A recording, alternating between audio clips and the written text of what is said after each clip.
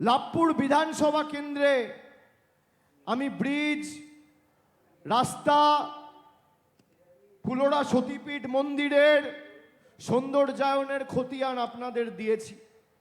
এবার আমি খালি বলি যে লাভপুর বিধানসভার অন্তর্গত বাংলা আবাস যোজনায় গত 2 বছরে 13,437 জন প্রকৃত প্রাপক বাংলা আবাস যোজনায় বাড়ি পেয়েছে। আমাদের সরকার তাদের মাথার উপর পাকা ছাদের ব্যবস্থা করে দিয়েছে। স্বাস্থ্যসাথী প্রকল্পে 1,13,217 জন খালি লাভপুর বিধানসভা থেকে উপকৃত হয়েছেন। রূপশ্রী প্রকল্পে প্রায় 3,000 বোনেরা উপকার পেয়েছেন।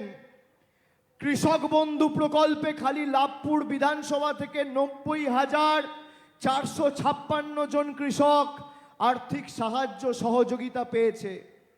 লক্ষ্মীর ভাণ্ডার খালি লাভপুর বিধানসভা থেকে, খালি এই বিধানসভা, বীরভূম জেলা নয়, অনলি লাভপুর বিধানসভা থেকে 1,07,000 মায়েরা প্রতি মাসে লক্ষ্মীর ভাণ্ডার পাচ্ছেন। আর বীরভূম জেলায় 8,04,000 মায়েরা লক্ষ্মীর ভাণ্ডার পাচ্ছেন।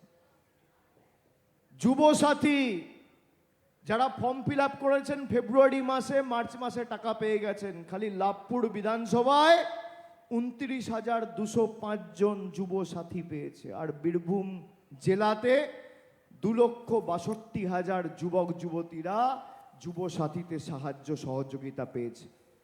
পথশ্রী রাস্তাশ্রী প্রকল্পে 123টি রাস্তার নির্মাণ, পুনর্নির্মাণ ও সংস্কার করা হয়েছে। মোট 200 কিলোমিটার রাস্তা, খরচ হয়েছে প্রায় 83 কোটি টাকা।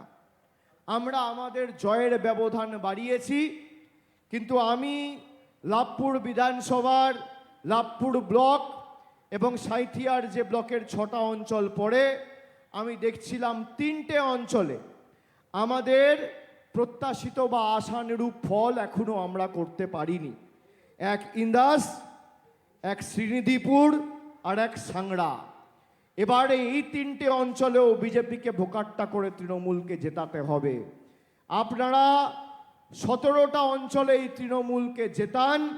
লাভপুরের সার্বিক উন্নয়নের দায়ভার রানা ভাইয়ের সাথে সাথে আমি আমার কাঁধেও আজকে এই সভাস্থলে আপনাদের সকলকে কথা দিয়ে যাচ্ছি, আমি আমার কাঁধে তুলে নিয়ে যাচ্ছি।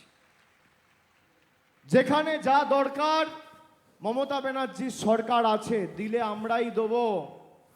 5 বছর আপনি দেখুন কি উন্নয়ন 21 থেকে 26 হয়েছে। আর ওদিকে মোদী সরকার 12 বছর ক্ষমতায়, লাভপুরের জন্য 10 পয়সা দেয়নি।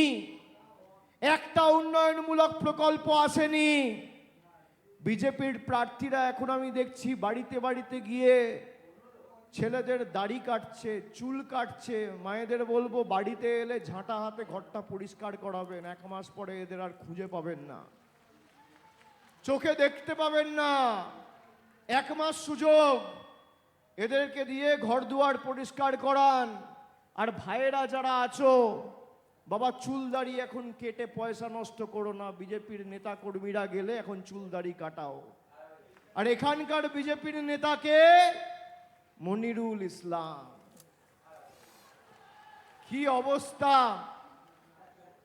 কি অবস্থা! এখনো প্রায় 30টা বিধানসভায় প্রার্থী ঘোষণা করতে পারেনি। এরা নাকি তৃণমূলকে হারাবে। তৃণমূল তো 4র্থবার জিতবে, মমতা ব্যানার্জি মুখ্যমন্ত্রী হবে। লড়াইটা বিজেপিকে 50-এর নিচে নামানোর লড়াই। তার কারণ এরা যদি কোথাও মাথা তুলে দাঁড়ায়, সব থেকে বেশি ক্ষতিগ্রস্ত গরিব মানুষ হবে। এরা বাড়ি ভাঙবে, দোকান ভাঙবে, বিভিন্ন জায়গায় রামনবমীর নামে দাঙ্গা লাগানো শুরু করে দিয়েছে। আচ্ছা, আমরা দুর্গাপুজো উৎসব পালন করি, 10 দিন ধরে বাংলায় দুর্গাপুজো হয়, কোথাও দাঙ্গার খবর পান? আমরা দীপাবলি ধুমধাম ভাবে পালন করি, কোথাও দাঙ্গার খবর পান? সরস্বতী পুজো, লক্ষ্মী পুজো, জগদ্ধাত্রী পুজো পালন হয়, দাঙ্গার খবর পান? পবিত্র ঈদ পালন করা হয়, দাঙ্গার খবর পান? বড়দিন, নতুন বছর, পয়লা বৈশাখ পালন করা হয়, গুরু নানক জয়ন্তী, মহাবীর জয়ন্তী পালন করা হয়, দাঙ্গার খবর পান? বিজেপি মানেই দাঙ্গাবাজ। আপনি আপনার পাড়ায় যান, আপনার এলাকায় দেখুন, ডান দিক বাঁ দিক চেয়ে দেখবেন কোনো ভদ্রলোক, সভ্য লোক, মার্জিত লোক, শিক্ষিত লোক বিজেপি করে না। যত চোর, ছ্যাচোর, চিটিংবাজ, 2 নম্বরি, মাতাল, যত 2 নম্বরি, ভুঁইফোড়, ভাঁওতাবাজ দেখবেন সব বিজেপি।